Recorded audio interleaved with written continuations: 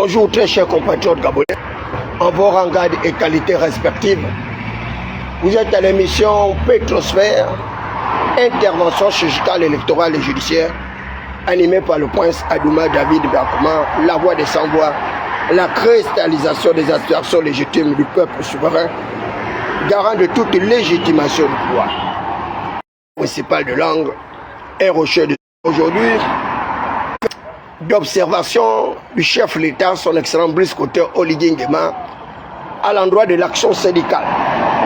Le chef de l'État appelle les acteurs syndicaux que nous sommes à une retenue prudente, mais à un sens très élevé de la responsabilité, conscientisant les agents publics une certaine morale. Je voudrais tout de même rappeler un certain nombre de dispositions réglementaires contenues dans notre loi fondamentale. La Constitution qui a été adoptée à plus de 90% consacre le régime présidentialiste. Un régime présidentialiste que j'avais dénoncé, à savoir que le chef de l'État va être détenteur de toutes les prérogatives de puissance publique. Ce que je qualifie d'absolutisme étatique. Et dans cet absolutisme étatique, il y a une reconnaissance formelle des activités syndicales, mais également la société civile. Le syndicat ou le syndicalisme sont des partenaires au développement. Les syndicalistes sont là pour défendre les intérêts de leur corporation. Rien à voir avec la défense des intérêts du gouvernement. Le syndicat n'existe qu'à cause du gouvernement. Le syndicat ne sort que parce que le gouvernement n'a pas respecté un certain nombre d'engagements. Lorsqu'Alain Claude Biebinze est arrivé au ministère des Affaires étrangères, nous étions des syndicalistes et nous avons donné au ministre d'État un cahier de charges. Et le ministre d'État était ouvert à toute discussion. Il a d'ailleurs relevé un certain nombre de manquements dans notre cahier de charges. Et il a demandé aux syndicalistes que nous étions également d'introduire la question de régularisation des situations administratives, la question d'amélioration des conditions de vie existantes des diplomates et autres. Et Alain Claude Biebinze s'est évertué à régler toutes ces questions. Et il allait plus loin par une réduction des écarts salariales liés justement à la prime de servitude diplomatique. Il a relevé les catégories les plus basses, donc les catégories inférieures, les catégories B2 et B1, et il a harmonisé justement la prime de servitude diplomatique en l'étendant jusqu'au conseil diplomatique. Alain Claude Biebinze a mis à disposition du syndicat près de 4 millions de francs CFA pour son fonctionnement. Et il a attribué le syndicat d'un bureau au ministère des Affaires étrangères. Et il était tout à fait oisif de poursuivre la grève. Parce que le cahier de charges qui avait été mis par les agents publics, par le syndicaliste, avait totalement été pris en compte par Alain Claude Biebinze et même au-delà. Mais lorsque vous avez des ministres qui sont réfractaires à toute idée justement de dialogue social, mais que voulez-vous qu'il se passe? Vous créez des goulots d'étranglement avec des dysfonctionnalités, une désorganisation de la structure étatique. Le chef de l'État aurait dû attirer l'attention de son gouvernement sortant, que j'avais toujours qualifié d'apathique, de néplégique, de tétraplégique, voire même d'incapable d'apporter des réponses claires aux préoccupations majeures des syndicats. Et aujourd'hui, ce sont les syndicalistes qui sont maintenant vilipendés, insultés, humiliés, et voire même intimidés et menacés. C'est son seul rôle. Mais dès lors que vous avez un gouvernement qui agit à géométrie variable, qui règle les situations administratives des agents publics selon sa convenance, en tenant compte d'un certain nombre de... Mais que voulez-vous qu'il puisse se passer?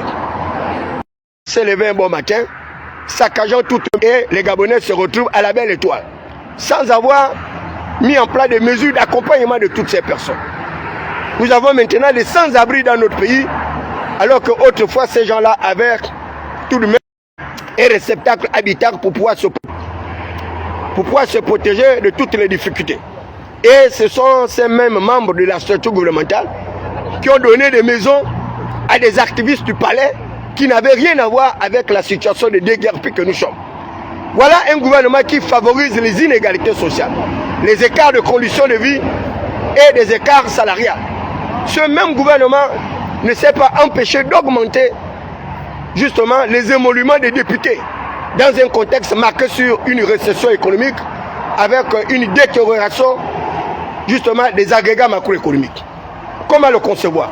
Ce même gouvernement a augmenté les charges publiques, les dépenses étatiques et particulièrement les fonds de souveraineté du chef de l'État qui sont passés de 30 milliards à plus de 142 milliards, soit une augmentation de plus de 400%. Et ça, ce sont les propos du député devenu vice-président justement de c'est-à-dire Godefroy Fumbola. Donc le gouvernement est à l'origine de sa propre turpitude et il ne peut accuser aucune autre personne d'être à l'origine des dysfonctionnalités que nous constatons aujourd'hui. Le chef de l'État doit s'apprendre à son architecture gouvernementale parce qu'il y a le principe de la collégialité gouvernementale. La collégialité gouvernementale, elle suppose que le gouvernement travaille les ministères par ministère. La question qui taraude aujourd'hui l'esprit des Gabonais, à savoir la grève qui a été lancée par l'éducation nationale, ne date pas d'aujourd'hui. La régularisation des situations administratives des agents publics. Lorsque le chef de l'État demande justement au gouvernement d'organiser le conseil de discipline. Mais le chef de l'État sait très bien que l'organisation de ces conseils de discipline, dont il y a d'ailleurs, j'en fais partie, pour avoir été identifié comme un fonctionnaire fantôme, donc il ne faut même pas la différence entre un fonctionnaire sans poste d'attribution, sans bureau, sans quoi que ce soit, avec un fonctionnaire fantôme. Bon, mais qu'à cela ne tienne, je reviendrai sur ce sujet très prochainement. Un gouvernement qui ne respecte pas le statut général de la fonction publique. Dans plusieurs de ces principes, ce statut parle du principe de l'égalité de traitement des agents publics. L'égalité de traitement. L'égalité de traitement repose sur la norme internationale, c'est-à-dire la Déclaration universelle des droits de l'homme et du citoyen de 1789, qui stipule très aisément et clairement que tous les êtres humains naissent libres, égaux en droit et en dignité, et qui sont d'ailleurs dotés de la personnalité juridique. Voilà des Gabonais qui sont tout le temps violentés et leur personnalité juridique est mise en rude par un gouvernement qui fait du favoritisme, qui fait des discriminations, qui fait des marginalisations. Comment concevoir que les membres d'une même promotion comme la mienne, la 29e promotion, certains arrivent à être reclassés, arrivent à avoir des rappels sur solde, et nous qui étions parmi les meilleurs impétrants, eh bien, jusqu'à présent, nous n'arrivons pas à obtenir gain de cause. Certainement par un seul prétexte fallacieux que nous sommes des syndicalistes, c'est-à-dire des défenseurs des droits et libertés. Mais qu'à cela ne tienne, de toutes les façons, ce gouvernement ne réussira pas à entraver l'action syndicale. L'action syndicale est contenue dans notre loi fondamentale et le rôle du syndicat est de défendre les intérêts justement de ces syndiqués. Donc il n'y aura pas de menace ou d'intimidation. Nous ne sommes pas dans l'état de nature sauvage décrié par Thomas Hobbes, où l'homme est un tel loup pour l'homme, ou bien dans l'état de nature également sauvage décrié par Jean-Jacques Rousseau, où l'homme n'est bon, mais c'est la société qui le corrompt. Non, nous sommes dans un état civilisé, dans ce qu'on appelle l'institutionnalisation de notre système étatique. Et l'institutionnalisation de ce système étatique doit reposer sur le respect de la norme, le respect du droit objectif, trois sources, la loi, la coutume et la jurisprudence. Mais dès lors que le gouvernement n'est pas capable de respecter lui-même, ne serait-ce que le règle minimum d'un véritable état de droit, un gouvernement qui se caractérise par la malgouvernance, un gouvernement qui se caractérise par le favoritisme, le copinage, la concussion, la gabégie et une certaine détérioration d'ailleurs de notre cohésion sociale. Mais qu'est-ce qu'on peut attendre d'une telle architecture gouvernementale? Un gouvernement qui vous parle de morale, mais dont certains membres du gouvernement arrivent à avoir des comportements disgracieux, des comportements aux mœurs dépravées, avec une certaine libido qui va au-delà justement de l'entendement humain, avec des membres de l'architecture gouvernementale qui n'arrivent pas à maîtriser leur sexualité. Et ce sont eux qui parlent de l'exemplarité, se sont occupés de l'éthique et de la moralité. Et ils arrivent à inventer des complots savamment conçus, alors que ce sont occupés justement de la vie privée. Il n'y a pas de vie privée lorsque vous êtes membre de la structure gouvernementale. Vous devez avoir un comportement exemplaire. Mais lors qu'on arrive à vous attraper, à travers votre chasse mouchetée, un Kamasutra en dessin de votre propre libido qui doit être respecté pour le personnage respectable que vous êtes, eh bien, vous ne pouvez plus inspirer justement la crainte ou bien la responsabilité. Non. Vous ne pouvez plus inspirer la respectabilité. On avait, je vous le dis, j'aime bien prendre l'exemple d'Alain Claude Debinze au ministère des Affaires étrangères, mais il n'y avait plus de grève. Dès lors que ce ministre-là était à l'écoute, il était à l'écoute justement des impétents. Il était au sommet justement de leurs difficultés. Lorsqu'il manquait le carburant, il prenait son propre carburant du cabinet pour le mettre à la disposition justement du syndicat pour transporter les agents. Le chef de l'État parle de la digitalisation substantielle, qualitative et quantitative justement d'un certain nombre de processus administratifs de l'État. Donc il ne faut pas que le chef de l'État se laisse berner par des chimères. Voilà, donc je disais d'ailleurs que le discours du chef de l'État est totalement décalé de la réalité. Je ne sais pas si le chef de l'État, Biscoto Oligui Nguema, a véritablement des conseils politiques pour l'écrire des discours qui soient adaptés à la réalité qui est vécue par le peuple gabonais. Le chef de l'État a mis en place une prime de la libération de 50 000 francs qu'il a attribué à l'ensemble justement des agents de force de défense et de sécurité. Il a mis à disposition 50 millions, je crois, au chef de corps. Et ça, c'était des propos justement d'un de ses interlocuteurs sur Gabon 24. Et il a également mis, il n'y a pas longtemps, à leur disposition une autre augmentation substantielle de leur émolument. Mais le chef de l'État doit savoir qu'il est le chef de l'État de l'ensemble de tous les Gabonais. Il n'est pas seulement le chef de l'État, justement, des forces de défense et de sécurité, et privilégiant ces derniers au détriment du plus grand nombre de personnes. Ali Bongo Ondimba, lors de ça, un accessoire à la magistrature suprême de notre pays, avait mis en place ce qu'on appelait le plan stratégique Gabon émergent. Un plan stratégique qui était décliné en 3 axes. Le Gabon vert, caractérisé par la recherche d'une agriculture extensive à haute intensité capitalistique, capable justement d'absorber un peu nos besoins alimentaires. Donc la lutte contre les déséquilibres alimentaires, mais également arriver à une certaine autonomisation de nos villes et villages. Ensuite, le Gabon industriel qui devait être caractérisé par justement une certaine mécanisation de nos industries pour sortir d'une économie de rente en une économie de production. Ensuite, le Gabon des services. Et Ali Bongo Ondimba s'est empressé également de lutter contre les déséquilibres financiers pour permettre à l'ensemble des Gabonais de bénéficier de ce qu'il appelait la prospérité partagée, qui consistait en une justice rétributive, mais également une justice distributive. Et c'est pourquoi le chef de l'État avait mis en place un nouveau système de rémunération des agents publics. Le nouveau système de rémunération des agents publics. Donc la vision économique du chef de l'État était claire, elle était pragmatique, elle était certifiable, elle était quantifiable et elle était vérifiable. Au niveau également du service sanitaire, le chef de l'État s'est empressé dans l'amélioration justement de notre écosystème sanitaire par la construction de CHU, par l'amélioration justement du cadre et du plateau technique.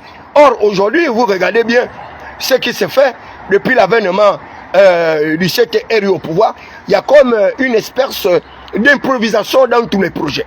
Vous ne pouvez pas casser des pans de quartier tout entier et à la fin les abandonner. Et je l'avais dit que la casse de Plénoreti n'aboutira à rien. Et jusqu'à présent, mon père a perdu ses 5 villas, puis une maison en étage, et nous nous retrouvons comme ça à la Belle Étoile. Et ceux-là qui n'ont pas perdu quoi que ce soit, le chef de l'État leur attribue les maisons, que d'ailleurs j'avais au préalable identifié il y a longtemps, où Ali Bongo Ondimba avait construit plus de 4000 maisons du côté de Bikini. Mais gouverner, c'est prévoir. Le chef de l'État ne peut pas dire que c'est à la rentrée scolaire qu'on va réfléchir, comment payer les vacations, comment régulariser les situations administratives des agents publics et autres. Et là encore, il a mis une ministre au niveau de la fonction publique, j'espère qu'il est très écoute, qui est très attentive. Parce que lorsque vous mettez des ministres qui n'ont pas la capacité de négocier avec les syndicats, des ministres qui vont se caractériser par la désinvolture, l'arrogance, le mépris, alors que les agents publics sont des cadres formés, des cadres diplômés. Et ces gens-là ne sont pas sortis de l'ombre de Saturne, de Jupiter ou autres pour faire croire que ce sont des gens qui n'ont pas les papiers. Non. Les agents publics sont formés. Et certains sont sortis de l'école de préparation carrière administrative, y compris moi-même. D'autres sont sortis de l'ENA et autres. Mais sur quelle base est-ce que le gouvernement favorise les inégalités sociales, les écarts de conditions de vie, la dégradation, la détérioration même d'un certain nombre d'indicateurs sociaux, et après, il est le premier à se plaindre. Il est le premier à se plaindre. Comment justifier le maintien de la situation de monopole de la société d'énergie et d'eau du Gabon, alors que cette société n'est pas capable de donner un service minimum de base aux populations, l'accès à l'eau potable, l'accès à l'énergie. Ce sont des priorités, ce sont des minima d'instruments de développement. Et à partir de ce manque, on peut évaluer l'action gouvernementale. Donc le gouvernement actuel ne peut pas se targuer de dire que qui serait efficace ou performant, ce n'est pas possible. Ce n'est pas possible. Même les services de base, le gouvernement n'est pas capable de permettre aux populations d'avoir accès.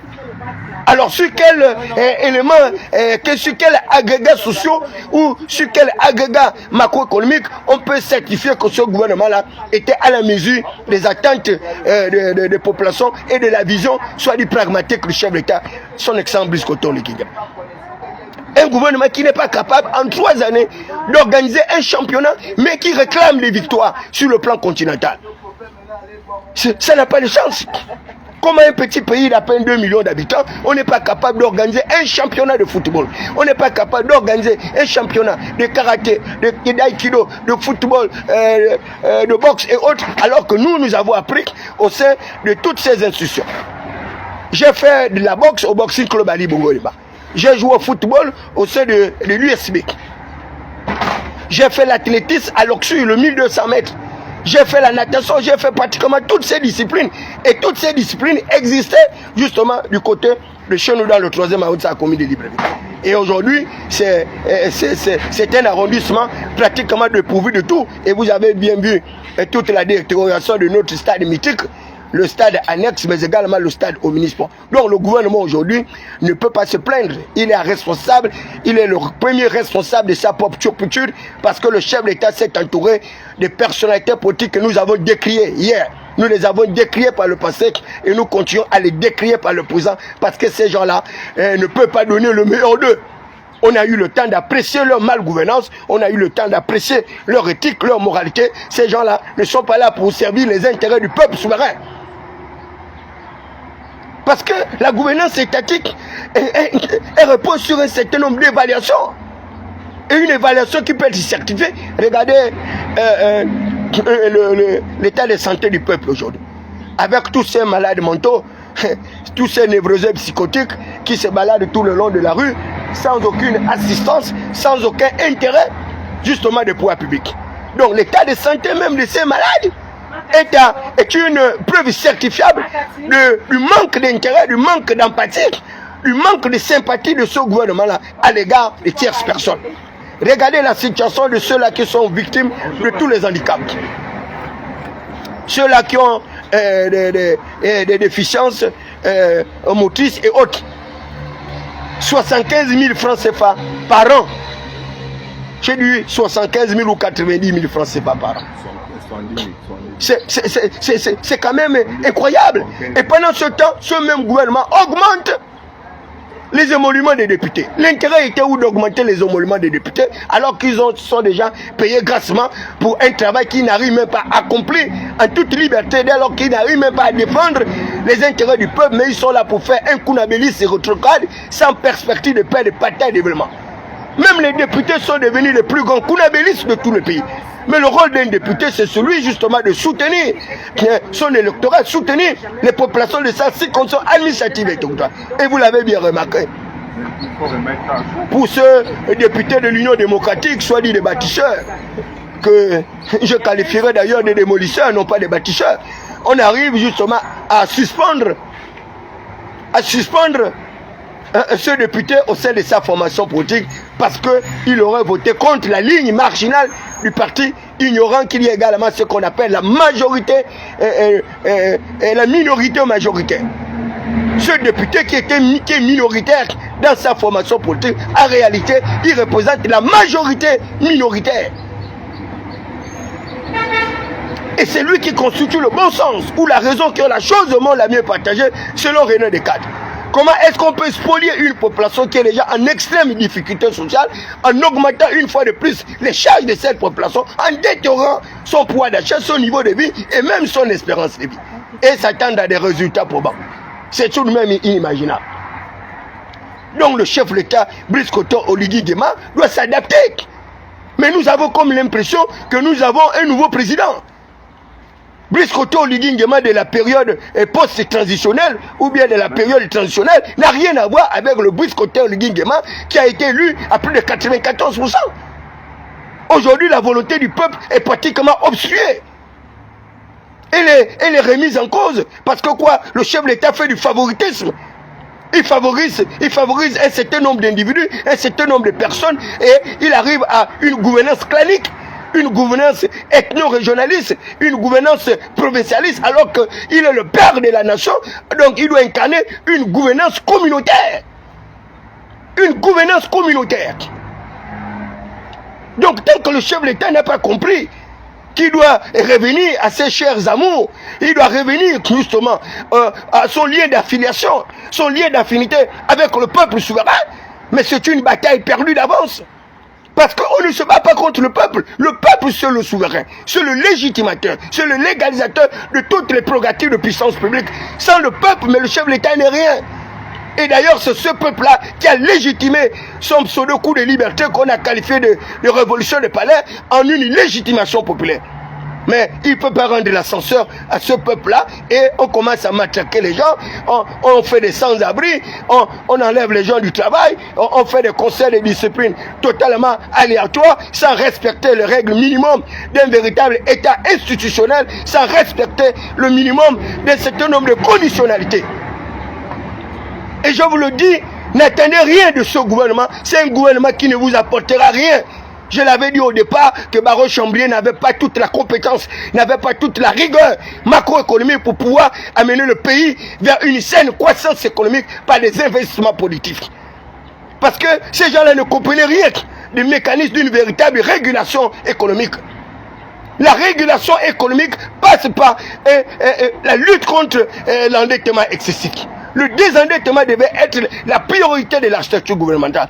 La réduction du train de vie dispendieux, disgracieux, justement, de pouvoir public et particulièrement de l'architecture gouvernementale.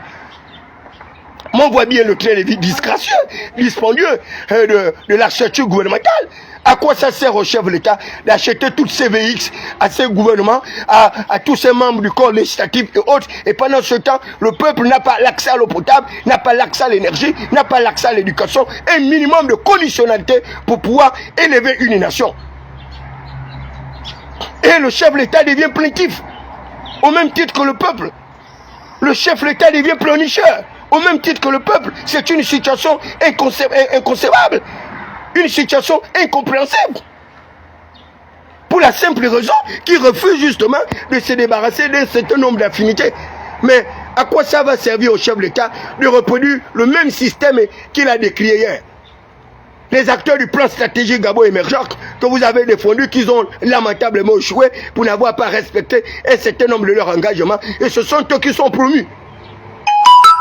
Ça n'a pas de sens.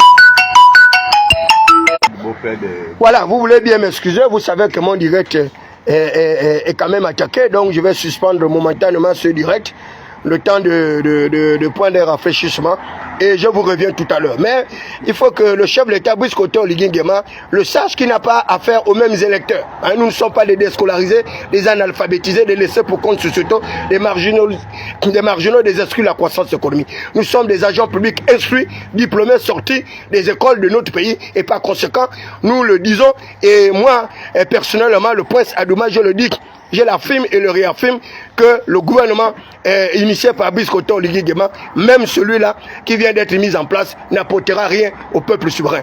Parce que c'est un gouvernement déséquilibré qui n'a pas tenu compte du principe de la géopolitique. Et on a fait croire au chef de l'État que la géopolitique était un concept au rabais, alors que c'est la géopolitique mal exprimée qui était à l'origine du désenclavement justement de nos villes et villages. la géopolitique est la meilleure gouvernance étatique possible parce qu'elle prend en compte l'ensemble des provinces. Nous avons 9 provinces avec 9 chefs-lieux de province. Nous avons plus de 56 ethnies. Il aurait été souhaitable que le chef de l'État puisse prendre deux membres du gouvernement par province. Cela lui aurait fait 18 personnes et ensuite il pouvait nommer ses copains, ses coquins, ses consanguins, ses maroquineries pour arriver à un certain équilibre dans le développement de nos villes et villages. On ne peut pas avoir un gouvernement avec 11 membres d'une certaine sonorité, d'une certaine coloration, avec 6 ministres pour une seule province. C'est un gouvernement déséquilibré qui arrive à marginaliser le plus grand nombre de personnes et c'est vraiment dommage, c'est regrettable parce que le chef de l'État aurait pu faire mieux en améliorant d'ailleurs son architecture gouvernementale en prenant en compte toutes les ethnies, en prenant en compte toutes les spécificités, en faisant en sorte que le plus grand nombre de personnes également puissent participer à l'exercice du pouvoir. Et pourquoi c'est toujours les mêmes nantis, les mêmes bourgeois, les mêmes aristocrates, les mêmes plutocrates depuis l'époque d'Omar, depuis l'époque d'Ali et même à l'époque de Brice Koto Ligidema, ils sont là. Tels des sycomores, tels des barbares, tels des individus indéboulonnables, alors que les résultats n'y sont pas. Ils ne sont pas à la hauteur. C'est tout de même dommage et regrettable que le chef de l'État ne puisse pas également arriver à changer son système concepteur de pensée. Et il attribue les torts à tout le monde. Non, monsieur le président, vous êtes président et chef de l'État, vous êtes chef de gouvernement, il n'y a plus d'accusation. Vous êtes responsable vous-même de tout ce qui se passe dans le pays. Et il faut que vous le sachiez. Arrêtez de chercher le bouc émissaire. Vous êtes le seul responsable et vous devez vous débrouiller à régler les problématiques, les questions qui sont liées aux enjeux de développement. L'accès à l'eau potable, l'accès à l'énergie, l'accès à l'éducation, l'accès à la santé, ce sont les minima. Et ce sont des évaluateurs certifiés de la bonne ou de la male gouvernance. Mais pour le moment, nous sommes totalement à l'opposé du bon sens populaire qui doit être la chose au moins la mieux partagée. Vous êtes là à l'émission Fait transfert animée par le prince Adouma, David Mbeakouma, la voix des sans-voix, la cristallisation des aspirations légitimes du peuple souverain, garant de toute légitimation de pouvoir, la pierre qui avait été rejetée par les bâtisseurs, mais qui deviendra la principale de langue, un rocher de scandale pour ceux qui n'ont pas cru, une pierre d'achoppement. Merci de votre bien aimable écoute. Restez connectés sur ma page Facebook dénommé David Mbeakouma, le prince Adouma. Je me déplace pour me rendre du côté de Toum où j'ai une autre activité lucrative. Nous nous retrouvons tout à l'heure après cette première activité du mois de janvier 2026. Hasta la victoria siempre. Es la hora de cambiar el mundo por la fuerza a la cabeza, la fuerza de la inteligencia. Allez, ciao, ciao. À la prochaine vez.